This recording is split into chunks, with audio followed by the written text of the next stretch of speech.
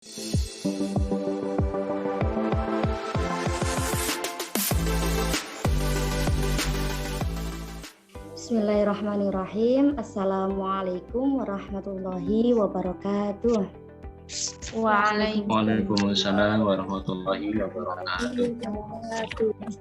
Alhamdulillah wassalatu wassalamu ala Rasulillah wa ala alihi wa sahbihi wa mawala fala haula wala quwata illa billah.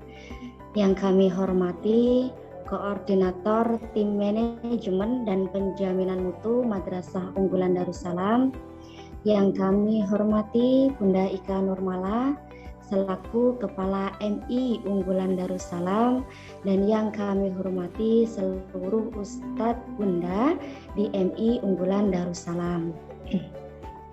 Alhamdulillahirabbil alamin. Hari ini Allah masih memberikan kemampuan, kemudahan kepada kita untuk terus belajar mengasah kemampuan kita sebagai seorang pendidik, baik kemampuan pedagogik, kemampuan profesional, kemampuan kepribadian, dan kemampuan sosial.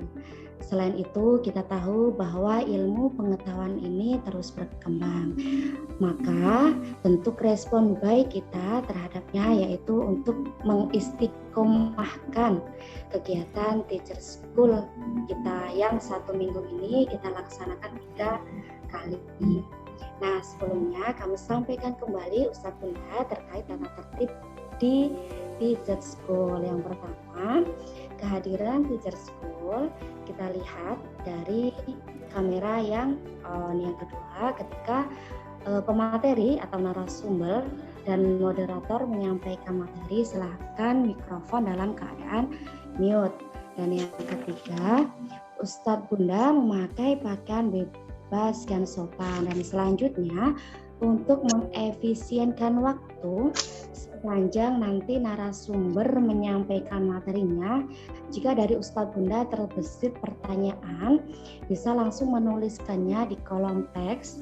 Nanti setelah pemateri selesai menyampaikan materinya, moderator akan membacakan 1-2 pertanyaan dan yang akan dijawab oleh narasumber. Nah, menyinggung yang kemarin Ustadz Bunda, kemarin Ustadz Dendi sudah sharing terkait macam-macam multiple intelligences, bahwa setiap manusia pasti memiliki semua kecerdasan, namun hanya 1-2 kecerdasan yang dominan dimiliki oleh manusia. Dan di akhir Teacher School kemarin, Ustadz Dendis mengajak kita, kalau bahasa Jawanya, untuk gerayai. Apa sih kecerdasan yang kita miliki dan bagaimana cara kita mengembangkannya? Karena premisnya, ketika kita sudah tahu kecerdasan apa yang kita miliki dan kita mampu untuk mengembangkannya, maka kita bisa membantu orang lain untuk menemukan bakatnya dan membantu orang lain untuk mengembangkannya. Nah, orang lain di sini tidak lain adalah peserta didik kita. Dari materi yang akan disampaikan oleh Ustadz Denis hari ini, ada 3 rumusan masalah atau 3 pertanyaan yang jawabannya merupakan hasil belajar kita hari ini. Yang pertama, bagaimana menggali dan mengembangkan multiple intelligences anak atau peserta didik. Yang kedua, bagaimana menerapkan pemahaman tentang teori multiple intelligences pada rencana pembelajaran kita. Dan yang ketiga, apa sih kepribadian kita menurut teori 16 personalities. Nah, sebelum materi disampaikan oleh Ustadz Dendi sebagai materi, mari Teacher School hari ini kita buka dengan bacaan surah Al-Fatihah. Semoga Teacher School berjalan lancar dan kita mendapatkan ilmu yang bermanfaat, membawa barokah. Al-Fatihah.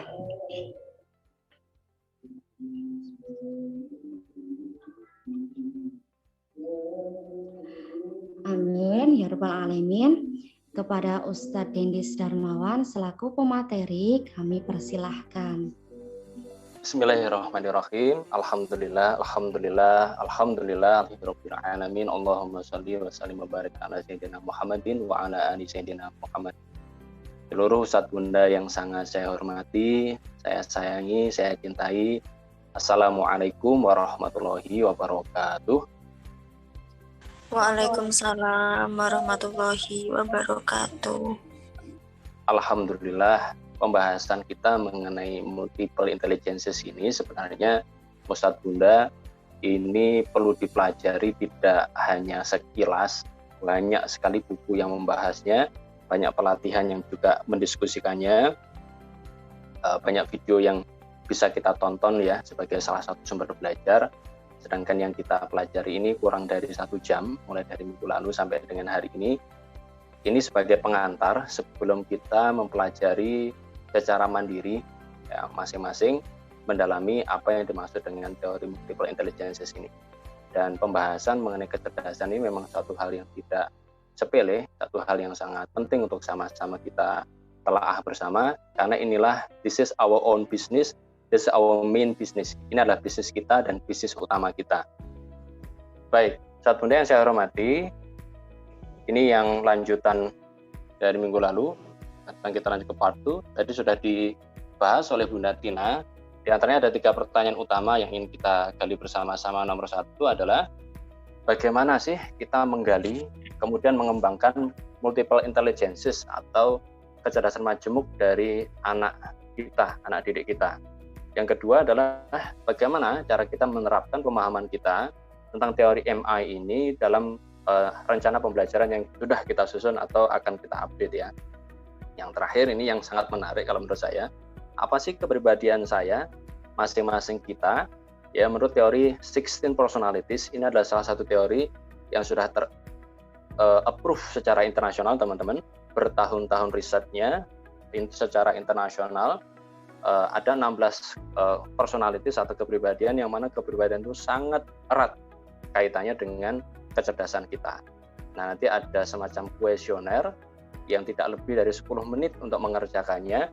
Relax saja nanti untuk mengerjakannya, dan agar lebih seru, kita bisa saling share nanti di grup tim guru, supaya kita bisa saling mengenal satu sama lain, dan tujuannya adalah supaya kita bisa merespon secara tepat atau berinteraksi secara tepat dengan partner kita. Saya pribadi kemarin sudah mempraktekannya, istri juga sudah, Bunda Ika, Bunda Eti kemarin dan tadi juga sudah,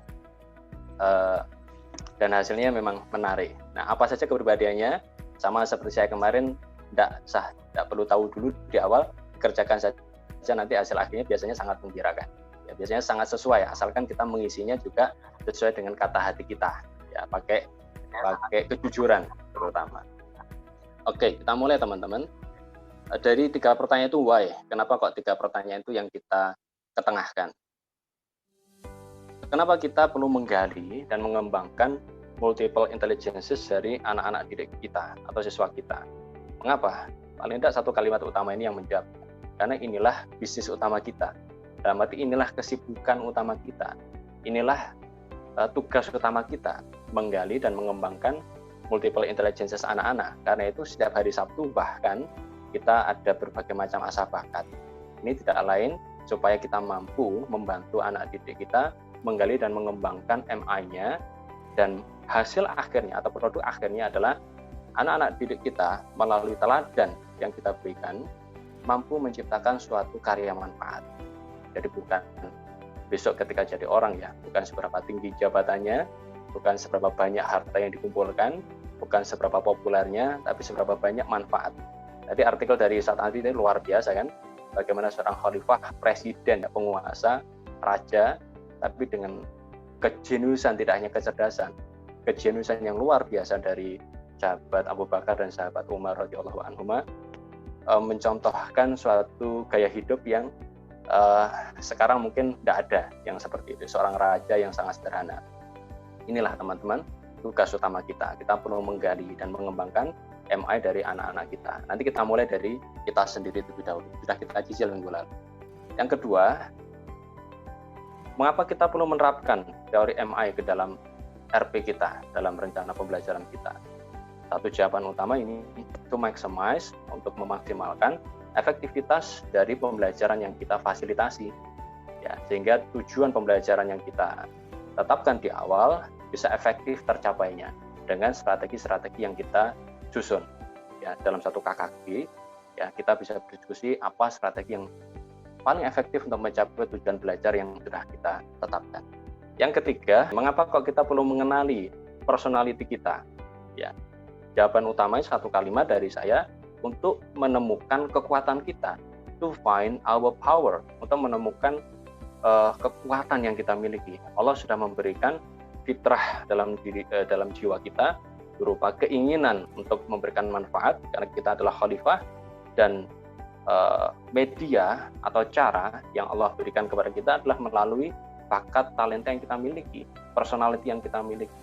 Ya, nanti ada sebuah kuis yang sangat menarik sekali lagi untuk bisa dikerjakan, mungkin jenengan juga dengan pasangan atau mungkin dengan keluarga, supaya kita bisa saling mengenali satu sama lain.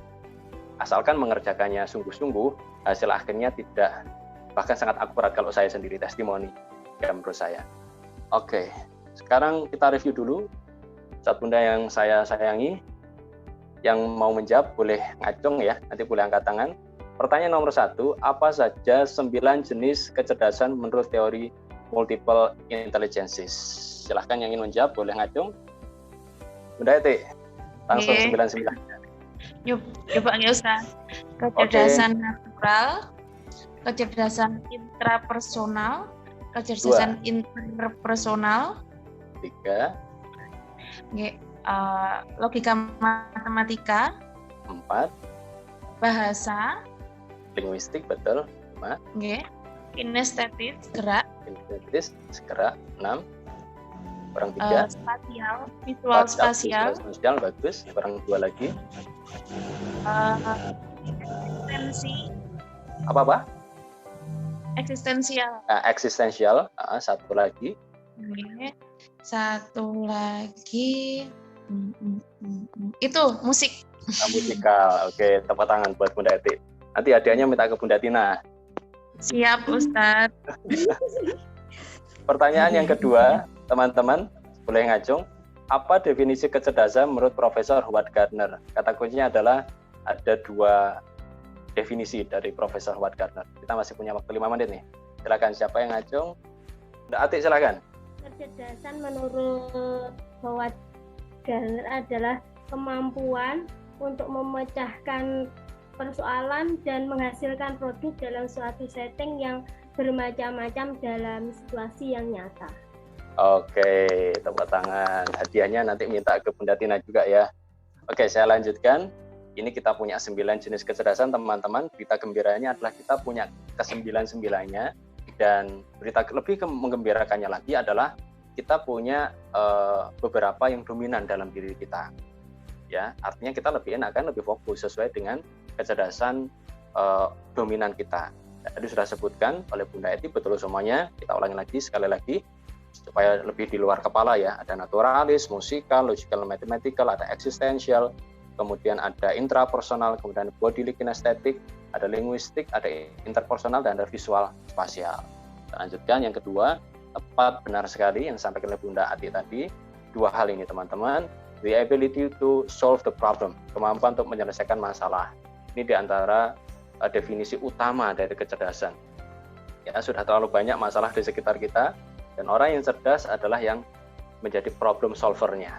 Bukan hanya problem reporter, apalagi problem maker, tapi menjadi problem solver. Yang kedua adalah kemampuan untuk menciptakan suatu produk yang bernilai manfaat. Teman-teman, ada satu kata kunci di situ. Kalau orang memproduksi hoax, memproduksi berita-berita nggak benar, memproduksi sesuatu yang merugikan orang, itu tidak kita katakan cerdas. Karena kecerdasan itu orientasinya hanya satu, yaitu manfaat. Minimal buat dirinya sendiri, buat keluarga, buat orang-orang sekitarnya, dan buat bangsa, negara, dan dunia yang lebih luas lagi. Oke, sekarang kita masuk ke 3 pertanyaan tadi yang sudah kita bahas di depan, teman-teman semuanya. Rahimakumullah. Bagaimana kita menggali dan mengembangkan MI itu multiple intelligences ya, dari anak kita atau siswa kita? Jawabannya, saya mau kasih garis bawah, kata yang pertama itu banyak. Udah, Mungkin jawaban ini kurang memuaskan, tapi memang kenyataannya demikian. Ada banyak, tidak ada cara tunggal. Dari ini tadi saya juga membaca telah buku lagi namanya 95 Strategi Mengajar Multiple Intelligences. Ini karyanya Pak Andi Budiman Jaya sama Pak Alam Syah Syahid. Tidak ada strategi tunggal, ada banyak cara untuk kita bisa mengasah multiple intelligences dari anak-anak kita. Nah, saya ketengahkan ada 3 tuh, saya usulkan 3. 1, kita berikan stimulasi melalui kegiatan pembelajaran yang kita berikan. Teman-teman kalau kita telaah, belasan mata pelajaran yang ada di MI Unggulan Darussalam itu bisa kita kelompok-kelompokkan ke dalam 9 jenis kecerdasan itu. Ya enggak. Tetapi tidak boleh kita salah paham, oh berarti mata pelajaran matematika itu hanya mengasah kecerdasan matematik. No. Ya, kita bisa belajar matematika melalui bahasa, bahkan ya Pak Munif pernah sharing itu cara belajar matematika dengan puisi.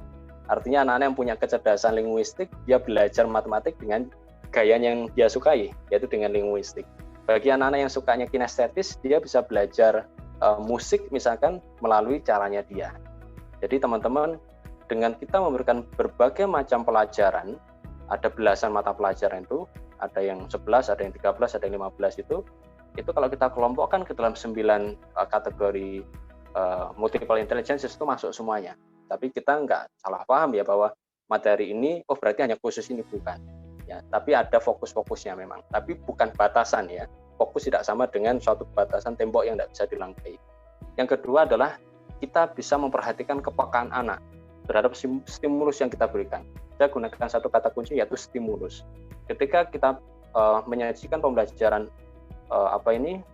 olahraga misalnya, kemudian ada anak yang sangat peka, bahkan sangat minat, bisa kita simpulkan sementara bahwa kemungkinan besar anak ini punya kecerdasan di situ. Nah, kita bisa melihat dari kepekaannya dia melalui stimulus yang kita berikan. Yang ketiga adalah kita bisa, setelah kita tahu, oh anak ini kepekaannya di situ, inilah yang kita terapkan di hari Sabtu yang dikoordinir oleh Bunda Nantir, Bunda Umi, yaitu kita masukkan ke dalam klub-klub asah bakat sesuai dengan potensinya dia. Oke, teman-teman, ini hanya preview, bisa kita diskusikan lebih lanjut. Saya lanjutkan pertanyaan yang kedua. Bagaimana menerapkan multiple intelligences dalam rencana pembelajaran kita? Nah, sebelum masuk ke situ, ini ada satu kutipan yang menarik dari Profesor Yohanes Surya. Beliau adalah Bapak Fisika Indonesia, orang pertama yang mampu membimbing anak kita, orang Indonesia, anak Indonesia menjadi juara dunia. Number 1, absolute winner, juara dunia fisika. Ya, dan beliau yang membuktikan anak-anak Papua bisa menjadi juara dunia juga. Kita lihat itu. Siswa yang berkemampuan rendah dapat menjadi pandai karena 2 hal. Ini teman-teman. Ya, guru yang tepat, yang mudah-mudahan kita adalah guru yang tepat. Dan yang kedua adalah strategi atau metode pembelajaran yang sesuai. Jadi siswa yang dikatakan mohon maaf, ya, mungkin bodoh, mungkin lambat belajarnya, dia bisa mencapai hal yang luar biasa ketika bertemu dengan guru yang tepat, yang bisa memberikan motivasi yang luar biasa kepada anak itu, bisa membangun konsep diri anak itu, dan diberikan strategi atau metode yang sesuai. Pak Yohanes Surya sudah membuktikannya. Beliau ke Papua ya, minta anak-anak paling maaf ya, sekali lagi maaf, anak paling bodoh yang mana? Kasih ke beliau buktikan bahwa anak-anak itu tadi yang di stigma anak bodoh bisa menjadi juara dunia robotika. Oke, kita lanjutkan. Ini teman-teman di antara tipsnya, multiple intelligences dalam rencana pembelajaran kita, mulai dari tujuannya, kemudian penilaiannya, dan strateginya. 1, mari kita libatkan sebanyak mungkin modalitas belajar. Modalitas belajar yang utama itu ada 3, visual melalui penglihatan, auditori melalui pendengaran, dan kinestetis melalui gerak. 2 yang terakhir ini mendukung tapi tidak dominan. Gustatory itu adalah pengecapan lidah, olfactory itu adalah penciuman bau. Jadi strategi yang kita susun teman-teman di tengah itu ya, setelah kita tujuan, kemudian penilaian dan strategi ya. Di bagian strategi itu, mari kita gunakan satu media yang paling tidak bisa mengakses visualnya, auditorinya, dan gerakannya. Ya, kalau kita pembelajaran jarak jauh ini mungkin bisa kita akses 2 ya, yaitu visual dan auditorinya. Nah, di antara media yang sesuai adalah video. Ya, video anak bisa lihat kita atau lihat materi yang kita paparkan, dan juga ada suara yang bisa kita masukkan di situ, suara kita. Oke. Kinestetis kita bisa memberikan anak berkegiatan gerak misalnya. Oke, ini di antara tipsnya. Yang kedua adalah strategi belajar active learning, ya pembelajaran aktif yang melibatkan siswa secara mental, secara pikiran siswa terlibat aktif, secara fisikal anak itu ada gerakannya, dan secara sosial atau collaborative learning atau cooperative learning.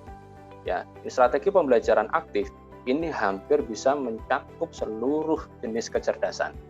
Ya, ini dari riset dari buku-buku yang saya telaah. Justru mungkin kita bingung, aduh di kelas saya ada 9 jenis kecerdasan, terus saya pakai strategi apa?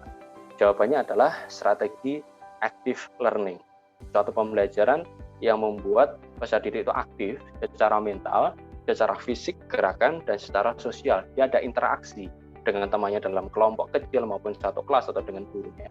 Namanya strategi active learning, bukan passive learning. Bukan gurunya yang terlalu aktif, tapi guru memfasilitasi agar pembelajaran itu aktif, gitu. Baik mentalnya, fisiknya, dan juga interaksinya dengan teman-temannya. Yang ketiga adalah untuk peserta didik yang belum mencapai ketuntasan hasil belajar, ya. Misalkan pelajaran matematika, sedikit anak, 1-2 anak masih jauh di bawah KKM, ini kita bisa memfasilitasi mereka sesuai dengan gaya belajar mereka, berdasarkan kecerdasan dominannya.